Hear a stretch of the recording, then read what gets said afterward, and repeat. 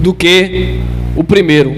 Jesus estava falando da casa que estava vazia, não estava habitada, porque quando nós que dizemos que somos templo do Espírito, não estamos, bem habitados com essa graça de Deus, nós vamos estar abençoados com a nossa mente vazia para receber qualquer tipo de informação, viver a nossa própria vontade. Agora que voltou, mas aí eu já saí do ao vivo. Viver as nossas próprias vontades.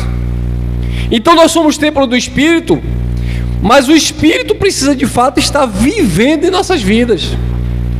Porque o exemplo que eu vou dar, você vê uma pessoa que está ali nas drogas, está lá caído na sarjeta, aí você chega para aquela pessoa, vai evangelizar, você chega assim e diz assim: irmão, não viva assim, você é morada de Deus, você é templo do Espírito.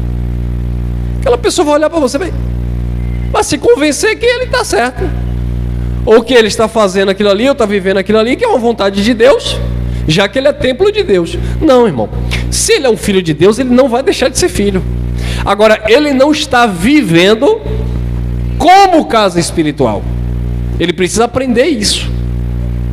Então, quando você for falar de Cristo, da graça de Deus, para alguém que não conhece, tenha cuidado na forma de explicar, porque uma coisa é você dizer que Deus não habita em templo feito por mão de homem, e outra coisa é você olhar para aquela pessoa e dizer: Deus habita em você. Não, eu vou olhar para você: Deus habita em você, Deus habita em você, Deus habita em você, Deus habita em você, porque você está vivendo o Evangelho. Agora, você pode ser casa de Deus, templo de Deus, e o Espírito não está manifestando na sua vida.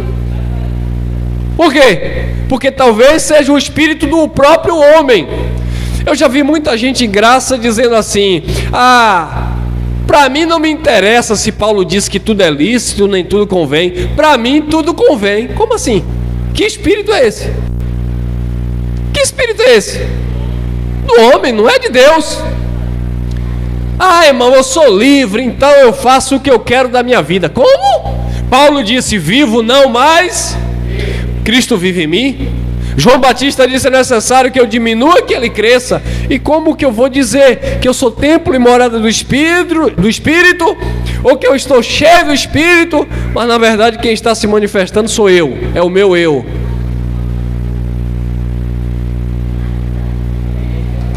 Deus não habita em templo, Deus habita em nós. Só que quando Paulo disse assim: não sabeis vós que vós sois o templo do Espírito e que Deus habita em vocês, aí Paulo vai continuar o assunto. Está lá, 1 Coríntios 3, 16 e 17.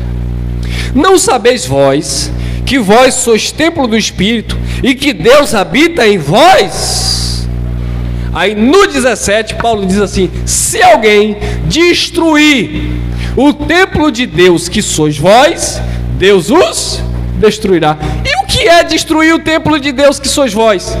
É você tirar o ocupante legítimo e colocar outro ocupante. Porque se o templo é de Deus, quem tem que estar habitando é Deus. Aí eu vou ter que exercitar a minha vida espiritual: mansidão, amor, perdão, verdade, justiça. Aí essa casa vai se enchendo, ó. A casa cheia do Espírito de Deus.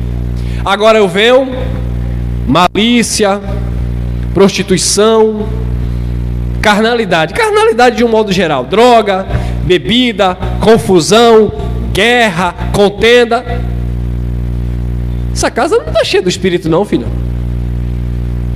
Pedro e João eram o templo do Espírito. Só que um dia eles foram pregar em Samaria. Ninguém recebeu a palavra.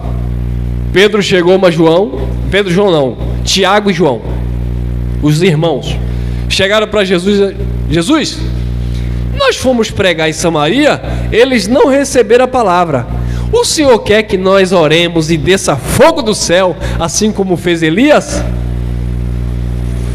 Ó Jesus, vocês não conhecem o Espírito, não é esse o Espírito. Pegaram a mulher pega em ato de adultério, levaram Jesus, Yeshua. Segundo a lei, essa mulher tem que ser apedrejada. Não era o espírito. Jesus disse: quem não tem pecado, atira a primeira pedra. Eu vim para perdoar.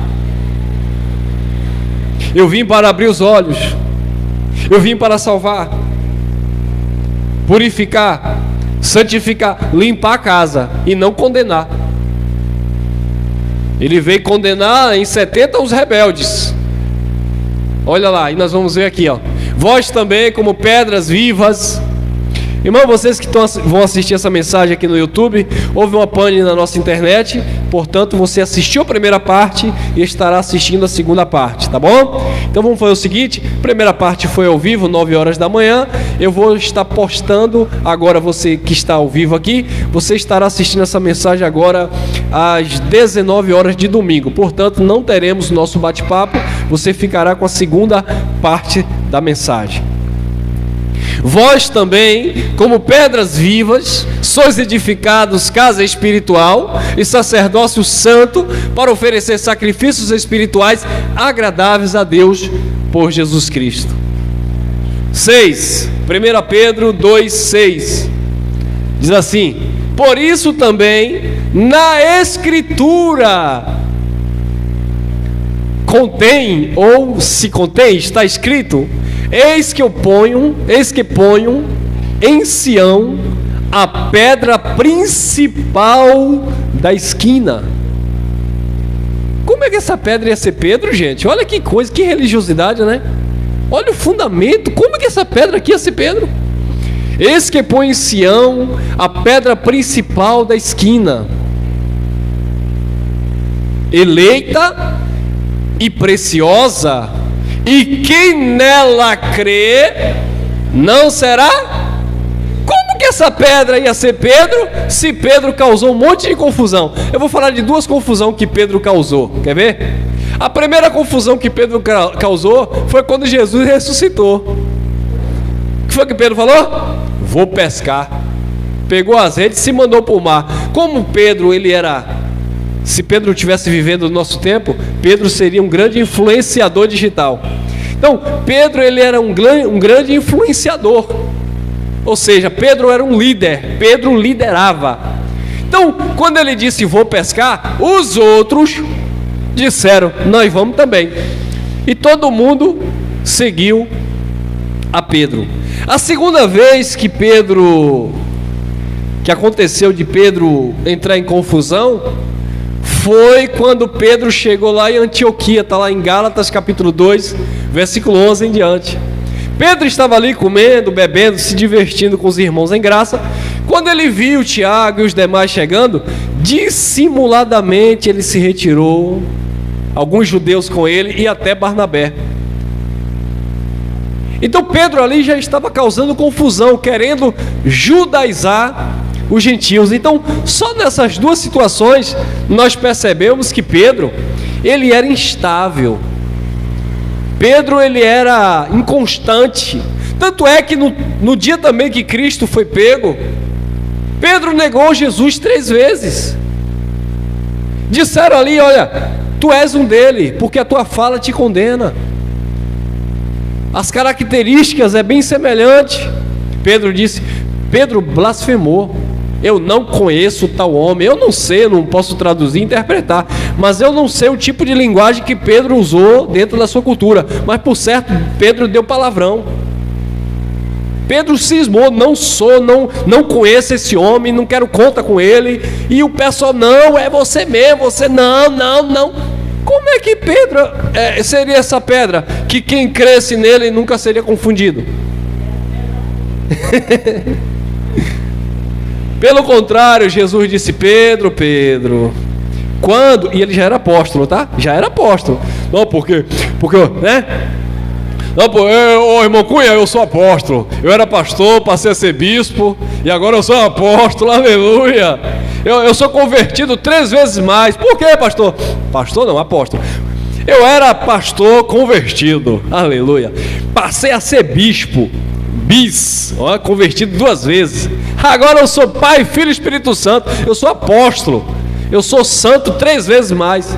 Ah, é? Pedro era apóstolo. E Jesus disse ao apóstolo Pedro: quando tu te converteres, tu salvarás a muitos. Ou seja, você vai pregar e vai levar uma palavra de salvação a muitos. Tanto é que depois de todo esse episódio, Pedro já era apóstolo. Quando ele de fato foi cheio do Espírito Santo, que deixou a meninice, quando de fato Pedro foi convencido pela graça de Deus, quando de fato Pedro entendeu, Pedro nenhuma só vez pregou e mais de 3.000 almas se renderam ao Senhor. Já convertido, já consciente, né? Convicto daquilo que ele estava falando. Mas ele era apóstolo e não era convertido. E eu vou além. Judas era um apóstolo e era um filho da perdição. Era um diabo, um filho da perdição. Então, meus amados, é mais um alerta aqui. Não se engane. Eu não estou nem falando para os irmãos em graça. Eu já estou falando aqui para outras pessoas que por certo irão assistir essa mensagem. Você que faz parte da religião, não se engane com o negócio de título. Não, mas ali o homem pastor. Quem disse que pastor é homem de Deus? Não, mas ali a mulher pastora, a mulher de Deus. Quem disse isso, irmão? Quem falou que a classificação está em se é homem de Deus, se é mulher de Deus? Não! Ser homem de Deus, mulher de Deus, é ser obediente ao Evangelho, independente se é pastor, se é obreiro, se é irmão, se é um... Independente, não tem nada a ver com título. Por isso também na Escritura se contém: eis que põe em Sião a pedra principal da esquina, eleita e preciosa, e quem nela crê não será confundido.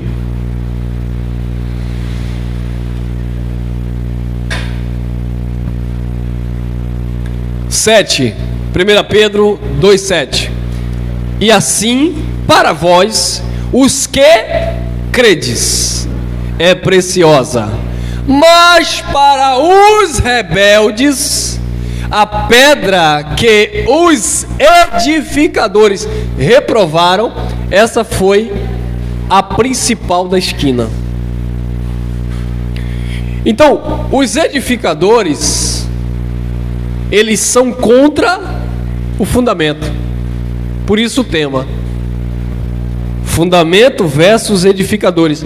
Os edificadores que deveriam edificar sobre o fundamento, eles saem do fundamento. Paulo disse: veja cada um como edifica. Mas eles fogem do fundamento, porque se eles permanecessem no fundamento, a glória seria toda de Deus. Mas como eles fogem do fundamento, eles roubam, né, a glória para si. É preciosa, mas para os rebeldes, a pedra que os edificadores reprovaram, essa foi a principal pedra, a principal da esquina. Os rebeldes sempre vão sair do fundamento. O fundamento é Cristo, mas o rebelde não quer. Ele quer constituir, criar uma religião segundo a sua própria visão. É assim. É assim. Na graça de Deus, quem prega o evangelho da graça de Deus não tem como sair do fundamento. Se sair, vira religião. Vira religião, deixa de falar da graça de Deus, já começa a colocar ali alguns critérios, você começa a colocar ali uma cerca, sabe? Saiu da graça de Deus, criou o seu próprio fundamento. Ah, a graça acabou, agora é evangelho não sei de quê. E já começou a sair do fundamento, abandonou o fundamento que é Cristo.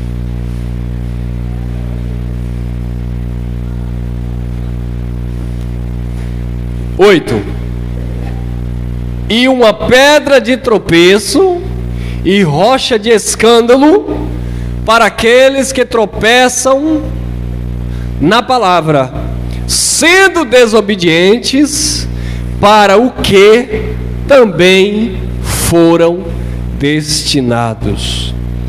aqui existem duas situações, tá? Para a gente simplificar aqui.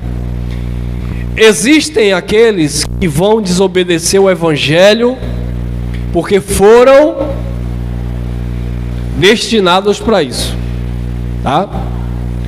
Agora, o interessante é que esses que foram destinados para desobedecer o Evangelho são justamente os edificadores. Pegou? Olha lá, ó. Foram destinados, olha lá, uma pedra de tropeço, porque ele vai ser agora uma pedra de tropeço. O que é uma pedra de tropeço? O que é o irmão Elcio ser uma pedra de tropeço na sua vida? É eu lhe ensinar uma coisa fora da palavra. Eu estou sendo uma pedra de tropeço, por exemplo, se eu mando você sacrificar no altar, eu estou sendo uma pedra de tropeço. Eu sou um edificador que criei um fundamento, e nesse fundamento que eu criei, eu estou sendo uma pedra de tropeço para você, pregando mentira. Então, os edificadores se tornaram pedra de tropeço, rocha de escândalo, para aqueles que tropeçam na palavra, sendo desobedientes, sabe o que é a verdade, mas prega mentira, para o que também foram destinados. Mesmo eles conhecendo a verdade, eles são desobedientes, foram destinados para isso. Por quê? Porque eles são pedras de tropeço, são os edificadores. Toda mentira que você vê dentro do sistema religioso começou pelo líder. Toda mentira que você vê dentro do sistema religioso começou pelo líder. Imagine que um exemplo que eu vou dar. Você chegou aqui na reunião em graça. Você não viu o irmão aqui liderando, né, na frente aqui, organizando, pedindo sacrifício, pedindo dízimo. Como é que você aí vai dentro dessa reunião saudável implantar uma necessidade de alguém fazer um jejum? Se você consegue fazer isso na vida de alguém, você já é uma pedra de tropeço, e você agora já está estabelecendo o seu próprio fundamento. Você já passou a ser líder dessa pessoa. Por que eu não sou líder de ninguém? Porque não tem como eu implantar uma coisa aqui fora daquilo que a graça de Deus diz. Agora, existem algumas pessoas que são desobedientes porque foram colocados para isso. Agora, existem aqueles que são desobedientes porque não querem simplesmente seguir, não querem obedecer, querem viver a vida que escolheu, não querem ter compromisso. Mas não é que eles não entendem, eles simplesmente não querem obedecer, diferente daqueles que foram destinados a não obedecer. Mateus 7:24, Jesus disse assim: todo aquele, pois, que escuta as minhas palavras. Ah lá, tá vendo? Aí existe aquele que foram destinados e aqueles que não foram destinados, mas escolhem. Ah lá. Todo aquele, sujeito indefinido, né? Todo aquele, pois, que escuta estas palavras, que escuta essas palavras e as pratica. Praticar é uma vontade própria, eu quero praticar, eu sou livre. Todo aquele que escuta essas palavras e as pratica, assemelhá-lo-ei ao homem prudente, que edificou a sua casa sobre... Quem é a rocha? Ele é a pedra principal de esquina. E nós nele somos o quê? Casa espiritual. Toda casa espiritual que edificou a sua vida sobre a rocha, sobre a pedra principal,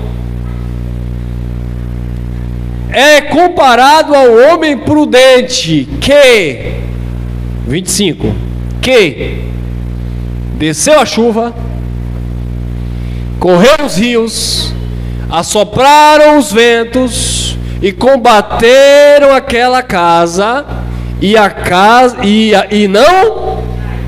não caiu. Por quê? Porque estava edificada sobre o templo de Deus, que está edificado na rocha, que está cheio da graça de Deus.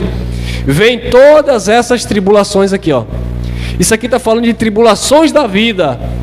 vento, chuva, tempestade, luta, doença, perca, tudo que você pensar. Mas quando ele está firmado, ele não cai, porque ele está sobre a rocha. E aqui nós encerramos. Aqui, Hebreus 5,13. Porque qualquer que ainda se alimenta de leite não está experimentado na palavra da justiça, porque é menino. 14.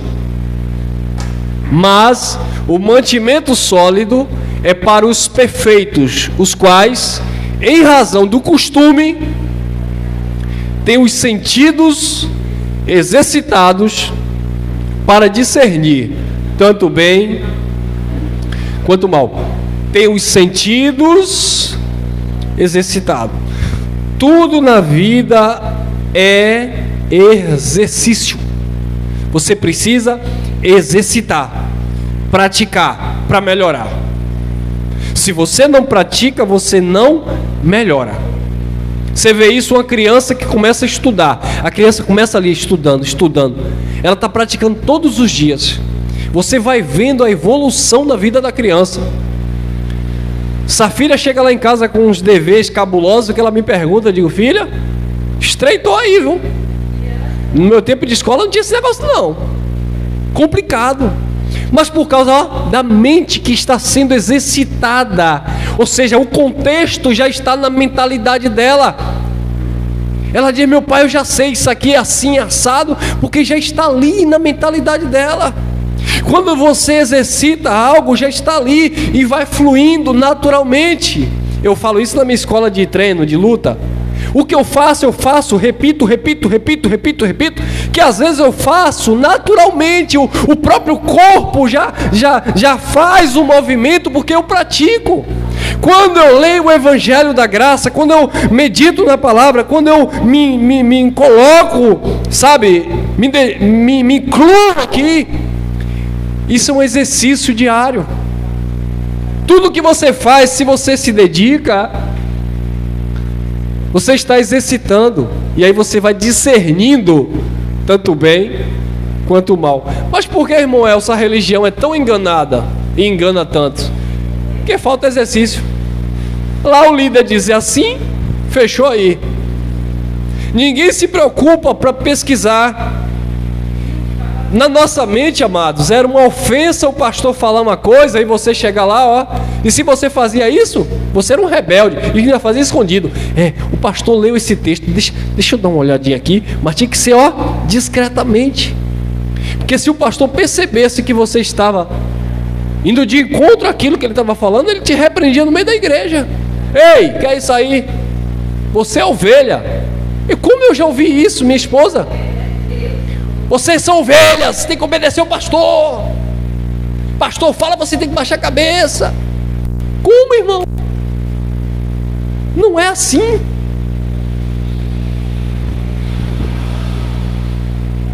Os líderes religiosos, eles são inquestionáveis. Estão sempre com a verdade. Você vai olhar para os seguidores de Jesus. Os discípulos chegavam para Jesus e diziam assim: mestre, nos explica isso, nos ensina isso, o que quer dizer isso? Hoje o povo do sistema religioso não, é aquilo que o homem lá disse, acabou. Você não tem voz, você não pode pensar diferente. Queridos, entenda uma coisa, vou tá gravando aqui, vou falar para vocês. Aqui é uma liberdade de espírito. Se você não concordou com o que eu falei, ou você entendeu diferente, das duas coisas uma: ou eu errei na explicação, sou ser humano, posso errar, ou você entendeu mal. Você tem o direito de questionar, e eu tenho o dever de procurar transmitir de uma forma clara e objetiva. Mas eu erro também. Mas o líder religioso não erra. O pastor lá do sistema não erra nunca. Nunca. Ele está sempre certo. Mas aqui nós erramos, aqui nós falhamos, até na forma de se comunicar. Quantas vezes minha esposa disse: Celso, isso que você falou na mensagem não pega legal, tome cuidado. Eu parei, faz sentido. Elsa, aquela colocação ali, olha essa linguagem aí, não condiz com a graça. Não é nem em relação o texto em si, o contexto, a explicação. É uma colocação que muitas vezes você infelizmente abriu a boca, lançou, falou. Até que você não tenha tido aquela intenção, mas se tornou em você algo natural que você falou sem querer. Então, até nisso você tem que se policiar. Então, nós erramos, nós falhamos, mas estamos sempre procurando, na medida do possível, estar em linha com a palavra, em linha com o Evangelho. Mas podemos discordar. Alguns irmãos aqui que congregavam com a gente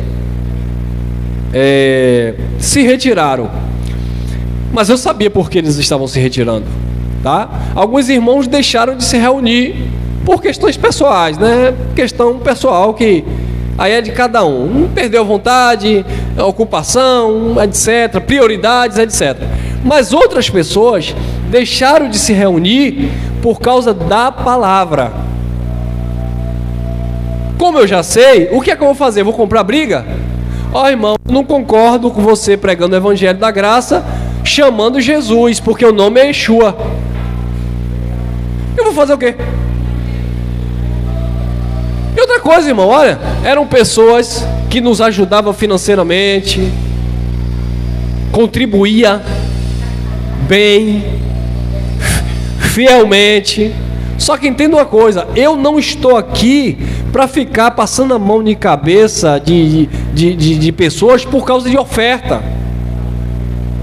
Se você não está aqui porque você entendeu a mensagem, irmão Elcio, dá para andar nesse mesmo entendimento, eu concordo contigo, eu quero, é uma coisa. Agora alguém está, porque o nome não é Yeshua, aí de repente, porque é errado se reunir.